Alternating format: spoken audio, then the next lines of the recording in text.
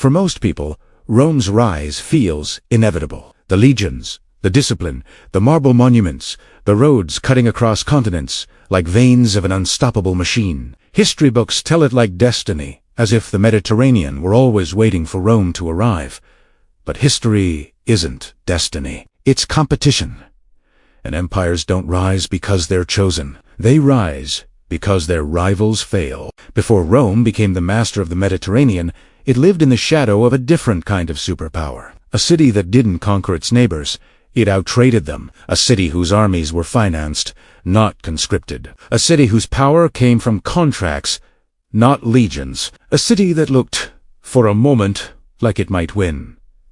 Welcome to the financial timeline, where money, power, and history collide, and nothing is ever as simple as it looks. To understand how Carthage nearly stopped Rome, you have to forget everything school taught you about ancient history. Rome is usually framed as the pinnacle of ancient civilization.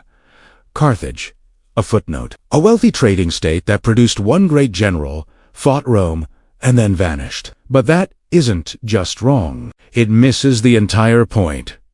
Long before Venice, long before Amsterdam, long before Wall Street, Carthage built the first true commercial empire in the West, and it did it with global trade networks, capital investment, financial innovation, multinational armies, corporate-style governance founded around 814 BCE by Phoenician settlers from Tyre. Carthage was born powerful. It became powerful by mastering three things.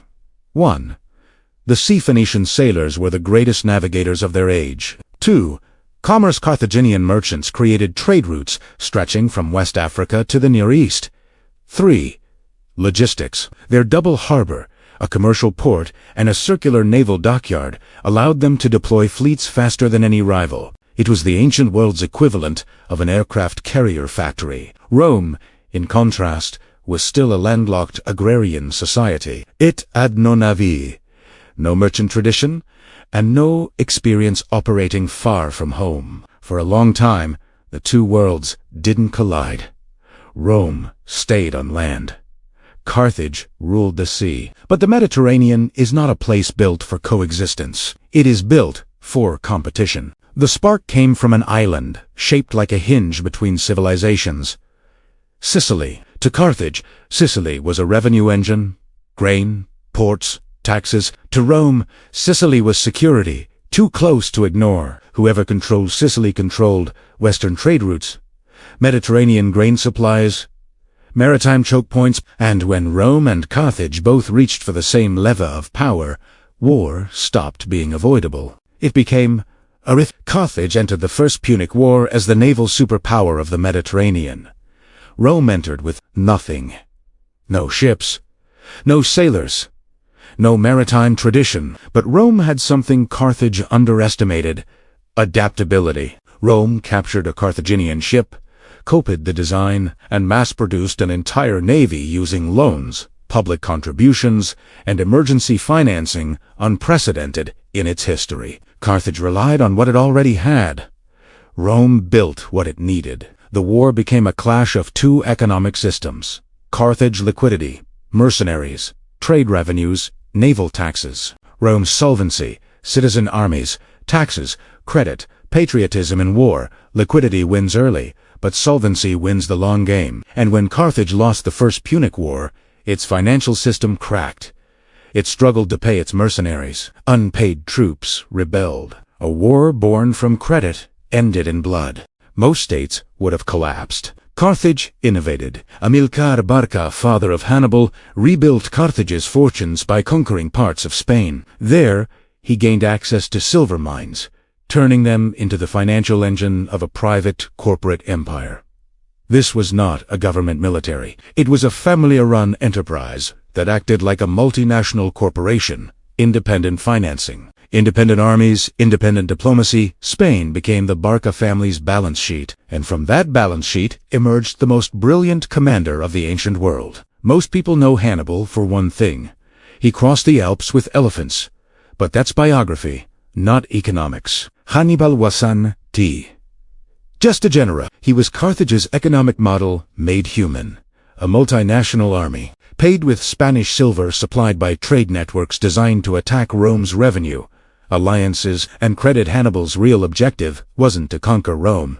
It was to collapse Rome financially. If Rome's tax base fell, its credit system would fall. If its credit fell, its war effort would collapse. And if its war effort collapsed, Rome would surrender long before Hannibal needed to besiege the city. And it almost worked. At Cannae, Hannibal annihilated a Roman army of nearly 80,000 men. Any other state would have collapsed. Rome didn't. Rome raised more armies. It raised taxes.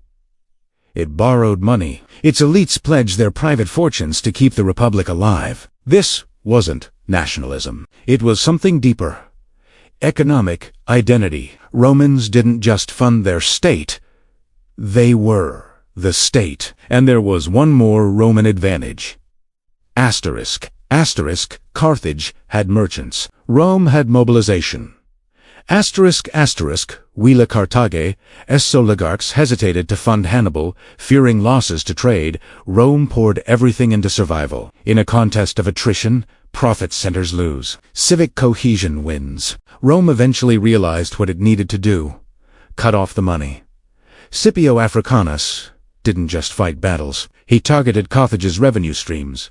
The silver mines, the supply depots, the mercenary pipelines, the Spanish ports. When he captured New Carthage, he seized Carthage's treasury, hostages, shipyards, communication hubs. It was an economic decapitation strike, and without the revenue from Spain, Hannibal had no financial engine left. At Zama, the final battle, Carthage entered the field already defeated. Rome didn't just win a war, it won a balance sheet. The Second Punic War ended with Rome imposing crushing indemnities on Carthage. For decades, Carthage hemorrhaged wealth. Bataventen Carthage rebuilt. It doubled down on agriculture, manufacturing, trade, technology. By the mid-2nd century BC, Carthage was booming again. Rich, efficient, modern. And that's when Rome panicked. Cato the Elder ended every speech with, "Carthage must be destroyed," not because Carthage was militarily dangerous, but because Carthage was economically In 146 BCE, Rome obliterated Carthage, burned the city, sold survivors into slavery, salted the fields, or so legend says. It wasn't war, it was commercial elimination. Rome didn't need Carthage conquered, Rome needed Carthage erased. A rival that couldn't stop rising had to be permanently removed from the market. If you replace triremes with cargo ships, silver mines with rare earth minerals, mercenaries with private military contractors, trade routes with supply chains, the parallels to today are immediate. Some modern powers project influence through commerce, infrastructure investments, global supply chains, debt, diplomacy. Maritime dominance, others project influence through mobilization. Military alliances, long-term credit, national cohesion, defense, manufacturing. It is Carthage versus Rome all over again, not in geography. In structure, Carthage didn't fail because it was weak. It failed because its strength ended at its balance sheet. In prosperity, it thrived.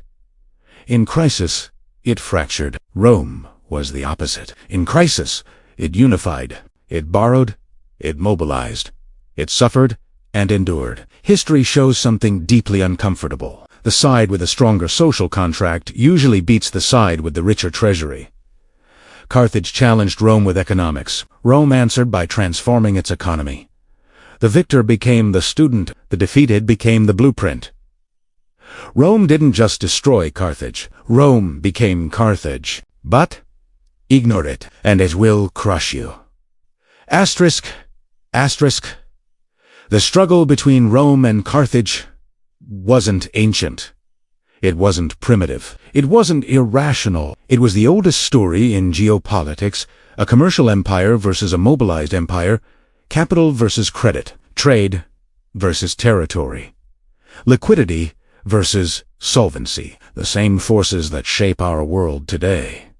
If this gave you a new perspective, hit subscribe, because history has the answers. You just need to know where to look.